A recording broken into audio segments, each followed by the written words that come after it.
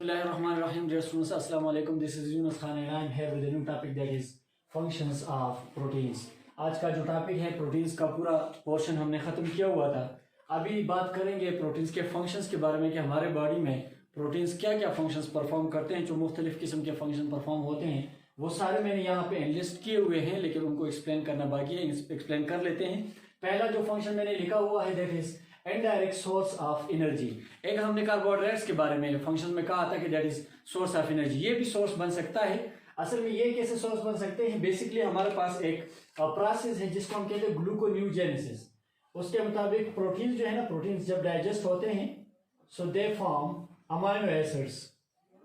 ये amino acids बनाते हैं और ये अमाइनो एसिड एक प्रोसेस है. जब अमाइनो एसिड्स बन जाते हैं तो स्मॉल इंटेस्टाइन में डाइजेशन के चैप्टर में पढ़ोगे एब्जॉर्ब हो जाते हैं, ब्लड में शामिल होते हैं. They are shifted to the liver और लिवर में फिर इनको ग्लूकोज में कन्वर्ट किया जाता है. यहाँ पे ग्लूकोज को में कन्वर्ट करने के जो प्रोसेस हो रहा है दैट इज कॉल्ड एज ग्लूकोन्यूजेनेसिस.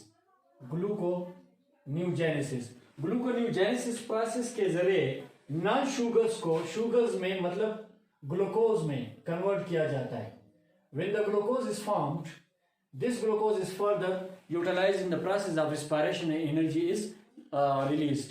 तो इसी वजह से हम कह सकते हैं कि इनडायरेक्ट सोर्स ऑफ एनर्जी है. मतलब इनको ग्लूकोन्यूजेनेसिस के जरिए ग्लूकोज में और ग्लूकोज से फिर रिस्पायरेशन के जरिए हम एनर्जी निकाल सकते हैं. एटीपी निकाली जा सकती है एनर्जी और वो फिर बॉडी में इस्तेमाल की जाती है. तो एक फंक्शन इसका ये हो गया कि ये as a source of energy इस्तेमाल होते हैं. अच्छा, ये एक और जो है जब हम क्या करते हैं लिवर में यही प्रोसेस दोबारा लेते हैं.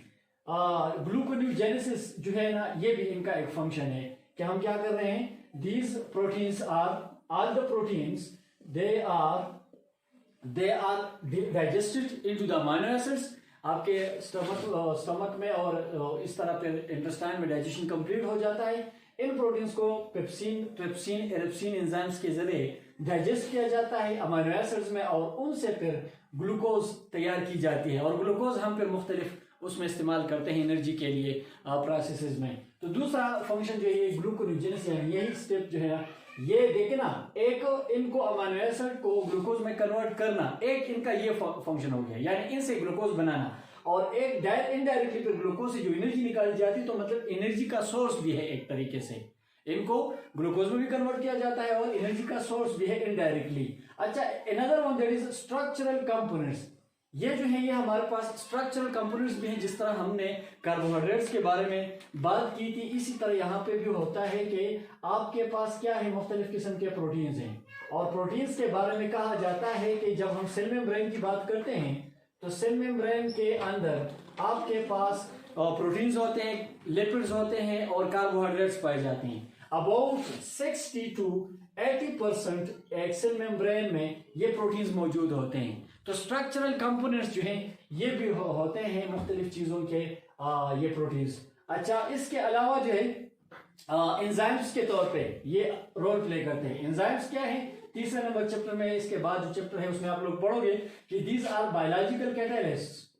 ये बायोलॉजिकल कैटालिस्ट हैं, ठीक है. बॉडी के अंदर लिविंग ऑर्गेनिजम्स के बॉडी के अंदर ये क्या करते हैं, inside the living body they speed up the chemical reactions. मुख्तलिफ किस्म के केमिकल रिएक्शंस को ये स्पीड अप करते हैं और इसी तरह एज ए कैटालिस्ट ये इस्तेमाल होते हैं. तो एंजाइम्स जो हैं ये बायो कैटालिस्ट है और enzyme specifically they are made of globular proteins. Special किस्म के ग्लोबुलर प्रोटीन्स. हमने प्रोटीन्स के शेप्स पढ़े हैं, तो शेप्स के लिहाज से फाइब्रस प्रोटीन्स और ग्लोबुलर प्रोटीन्स. तो एंजाइम्स क्या है? These are globular proteins. ये ग्लोबुलर प्रोटीन्स है और उनका ये आगे फंक्शन. आगे हमारे पास है hormones. A lot of hormones are also made of proteins. बहुत सारे ऐसे हार्मोन्स है हमारे पास, जैसे कि फर्ज के आप अगर इंसुलिन ले लें, इंसुलिन, तो हमारे बॉडी में इंसुलिन या ग्लूकान वगैरह ये क्या होते हैं? They are produced by the pancreas. Pancreas में ये प्रोड्यूस होते हैं and these insulin they do what then they control the sugar level in the blood. दे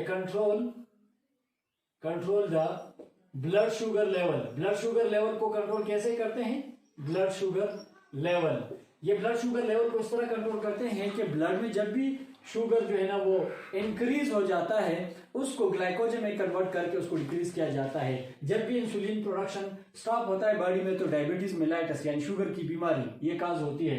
इसका कहने का मकसद मेरा ये है कि इंसुलिन एक हार्मोन है, इस तरह और भी बहुत सारे हार्मोन्स जो हैं वो क्या है, प्रोटीन के बने होते हैं। दिस मीन हार्मोन्स का काम क्या है, इनको हम केमिकल रेगुलेटर्स भी कहते हैं। Hormones are also called as chemical regulators, they are performing functions as chemical regulators। ये बॉडी में रेगुलेशन लाते हैं, केमिकल्स की रेगुलेशन लाते हैं, तो इसी वजह से ये हार्मोन्स की शक्ल में ये केमिकल रेगुलेशन ये प्रोटीन्स का एक फंक्शन हो गया।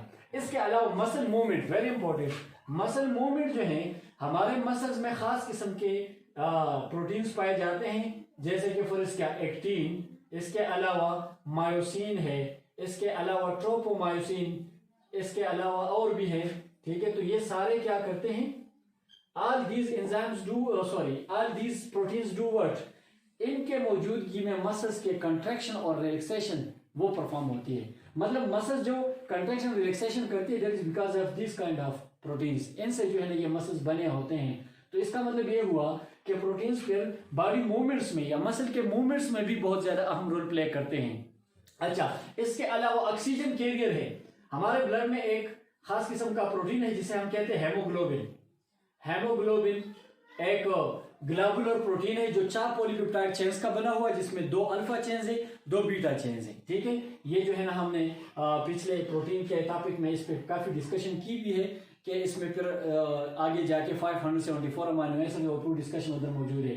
तो इस ऑक्सीजन का काम क्या है, इसमें एक प्रोस्टेटिक ग्रुप होता है iron, non protein part. Iron क्या करता है, ये हमारे लंग्स में जब हम ऑक्सीजन इनहेल करते हैं वो ऑक्सीजन लंग्स में ये पिक करते हैं, ब्लड में शामिल होते हैं, ब्लड लेके जाता है, इनको टिश्यूज तक पहुंचाता है और ऑक्सीजन उधर टिश्यू या सेल्स के हवाले कर दिया जाता है। अब ये ऑक्सीजन को कैरी करना ये किस चीज का काम है, that is function being performed by the haemoglobin, और हेमोग्लोबिन क्या है, दैट इज अ प्रोटीन। तो इसी वजह से हम कह सकते हैं कि प्रोटीन्स हेमोग्लोबिन की शक्ल में ऑक्सीजन भी कैरी करते हैं। इसके अलावा protein and seeds help in germination of the seeds. ये जब हम प्लांट्स में स्पेसिफिकली ये बात प्लांट्स के बारे में है, जब हम प्लांट्स की बात करते हैं तो प्लांट्स में सीड्स मौजूद हैं। वैसे नॉर्मली सीड्स में कार्बोहाइड्रेट्स मौजूद होते हैं, लेकिन a lot of seeds are there, जैसे कि फर्ज के आप बीन्स दें, लोबिया, उसमें बहुत सारे प्रोटीन्स हैं। तो ऐसे किस्म के या पल्सेस जो हैं लेग्यूमिनस प्लांट्स के जो सीड्स हैं, इन सीड्स में क्या होता है, प्रोटीन्स मौजूद होते हैं। वो प्रोटीन्स क्या करते हैं, वो प्रोटीन्स जिस वक्त सीड जर्मिनेशन करता है तो इस दौरान जो है एनर्जी चाहिए होती है या फूड चाहिए होता है for the embryo of seed के एम्ब्रियो के लिए क्या है कि कुछ एनर्जी दरकार होती है।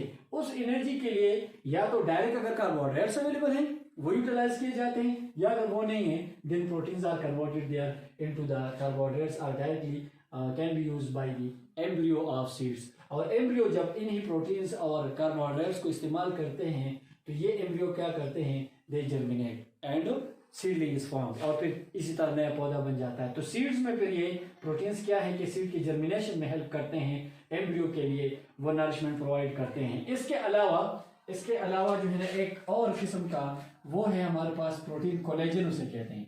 कोलेजन मौजूद होता है बोन्स और कार्टिलेज में। याद रहे बोन्स में या कार्टिलेज में खास किस्म के इनके अपने सेल्स भी हैं, ठीक है, ऑस्टियोसाइट्स, ऑस्टियोब्लास्ट एंड कार्टिलेज में कॉन्ड्रोसाइट्स होते हैं। लेकिन इसके अलावा एक मैट्रिक्स भी है बोन के अंदर या कार्टिलेज के अंदर, एक मैट्रिक्स मौजूद है, ठीक है। बोन मैट्रिक्स उसे कह सकते हैं हम, बोन मैट्रिक्स, या इसकी जगह कार्टिलेज मैट्रिक्स। कार्टिलेज का जो मैट्रिक्स है, ये कार्टिलेज मैट्रिक्स जो है ये बहुत सारी चीजों का बना होता है। इसमें मिनरल्स होते हैं, इसमें जो है प्रोटीन्स भी होते हैं। तो स्पेसिफिकली हम जब प्रोटीन की बात करें तो वो प्रोटीन यहाँ पे कौन सा प्रोटीन है, उसे हम कहते हैं कोलेजन। कोलेजन एक खास किस्म का प्रोटीन है जो हमारे बोन्स में और कार्टिलेजेस में मैट्रिक्स के कंपोजिशन में रोल प्ले करता है, उसमें मौजूद होता है। तो ये एक और फंक्शन हो गया प्रोटीन्स का। इसके अलावा एक और है हमारे पास इलास्टिन। इलास्टिन फिर जब हम ये मसल्स हैं बोन्स के साथ अटैच होते हैं या बोन्स को आपस में अटैच करने के लिए टेंडन्स और लेगामेंट्स होते हैं। ये टेंडन्स और लेगामेंट्स जो हैं इनको सपोर्ट चाहिए होता है अटैचमेंट के दौरान ये सपोर्ट इनको मिलता है with the help of elastin. और इलास्टिन क्या चीज है? That is a protein. ये एक प्रोटीन है। तो मतलब ये हुआ कि टेंडन्स लिगामेंट्स के सपोर्ट में, उसके अटैचमेंट में भी जो है ना क्या है कि कुछ प्रोटीन्स जो हैं वो रोल प्ले करते हैं। तो ये एक और रोल हो गया प्रोटीन्स का। इसके अलावा protective covering, for example keratin और वो क्या है कि केराटिन इन हेयर्स, नेल्स वगैरह, हमारे हेयर्स में, स्किन में, नेल्स में, इसमें जो है एक खास किस्म का प्रोटीन होता है, उसे हम कहते हैं केराटिन। ये केराटिन कहाँ मौजूद है? ये हमारे हेयर्स में मौजूद है। हेयर्स के अलावा जो है ना स्किन में मौजूद है। स्किन के अलावा ये नेल्स में मौजूद है, एटसेट्रा। तो मतलब ये हुआ। और there is a special kind of fibrous protein. Fibrous protein में पिछली वीडियोस में हमने इसको डिस्कस किया हुआ है। तो ये फाइब्रस प्रोटीन का एक खास टाइप है जो कि इनसॉल्युबल इन वाटर होता है और ये इन चीजों में मौजूद है। ये इन चीजों में मौजूद है। तो ये भी एक प्रोटीन का फंक्शन बनता है। हिस्टोन, हिस्टोन हमारे पास खास किस्म का प्रोटीन होता है जो कि मौजूद है क्रोमोसोम्स में। याद रहे, क्रोमोसोम्स में दो चीजें मौजूद होती हैं। एक इसमें प्रोटीन है, प्रोटीन पाया जाता है, और इसके अलावा इसमें डीएनए पाया जाता है। तो डीएनए जो है, डीएनए तो ठीक है मौजूद है, लेकिन जो प्रोटीन्स है इसमें खास किस्म के प्रोटीन्स, उसे हम कहते हैं हिस्टोन्स। और ये हिस्टोन फिर 8 हिस्टोन्स इकट्ठे होकर, 4 ये हैं, 4 इसके पीछे होते हैं, ठीक है। तो 8 हिस्टोन इकट्ठे होकर एक स्ट्रक्चर बनाते हैं जिसे कहते हैं ऑक्टामेयर। ऑक्टामेयर, इस ऑक्टामेयर से डीएनए एक डबल टर्न लेता है, एक डबल टर्न, और एक पूरा जो है ना एक स्ट्रक्चर बनता है जिसको हम कहते हैं nucleosome. That is then called as nucleosome. तो न्यूक्लियोसोम फॉर्मेशन में ये जो प्रोटीन्स लगे हैं around it, these are what? These are histone proteins. और हिस्टोन प्रोटीन क्या करते हैं? इसके फिर टाइप्स है, H1 है, ठीक है, और इस तरह लिंकर प्रोटीन वगैरह।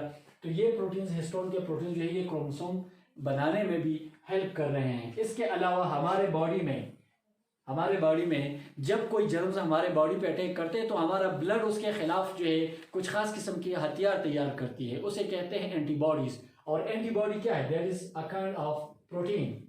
एंटीबॉडीज जो है, या इसको अमीनोग्लोबुलिन भी कहते हैं। एंटीबॉडीज या अमीनोग्लोबुलिन जो बेसिकली क्या है? ये प्रोटीन्स है, अमीनो एसिड के बने हैं। और इनका यहाँ पे काम क्या है?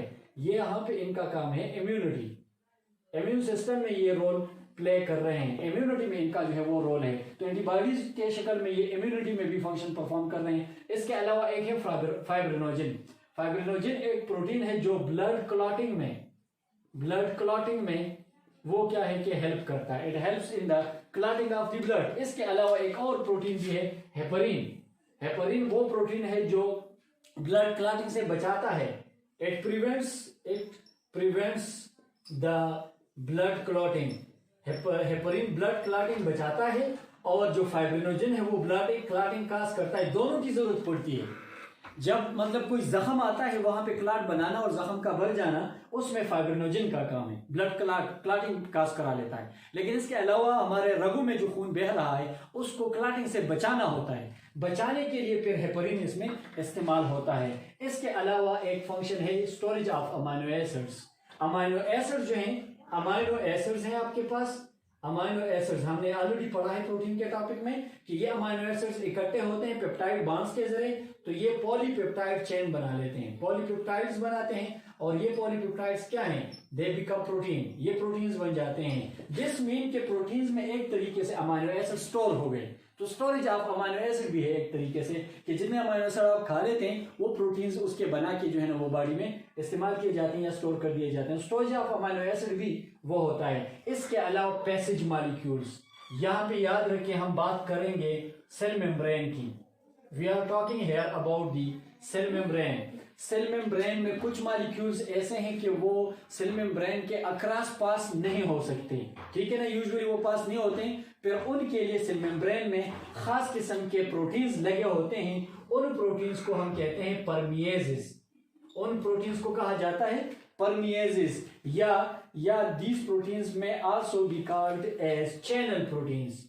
इनको चैनल प्रोटीन्स भी कहा जाता है। तो सेल मेम्ब्रेन में या मेम्ब्रेन्स में चैनल प्रोटीन्स क्या है? चैनल प्रोटीन्स पैसेज के लिए जो है ना वो रोल प्ले करते हैं। और इसी तरीके से पैसेज मॉलिक्यूल्स या पैसेज ऑफ मॉलिक्यूल का जो फंक्शन है वो परफॉर्म कर दिया जाता है यहाँ पे। तो इसी तरीके से वो क्या है कि सेल मेम्ब्रेन में चैनल प्रोटीन जो है वो पैसेज के लिए जो है ना वो रोल प्ले करते हैं। So this is about the different functions of the proteins. ये प्रोटीन्स के मुख्तलिफ फंक्शन जो यहाँ पे डिस्कस हुए हो गए, along with its different what we can say explanation on the board. पूरी एक्सप्लेनेशन यहाँ पे मौजूद है। अगर मतलब ये है कि कोई क्वेश्चन फिर भी बनता है तो आप लोग कमेंट सेक्शन में पूछ सकते हैं। नेक्स्ट वीडियो तक इजाज़त दीजिएगा। अल्लाह हाफिज़।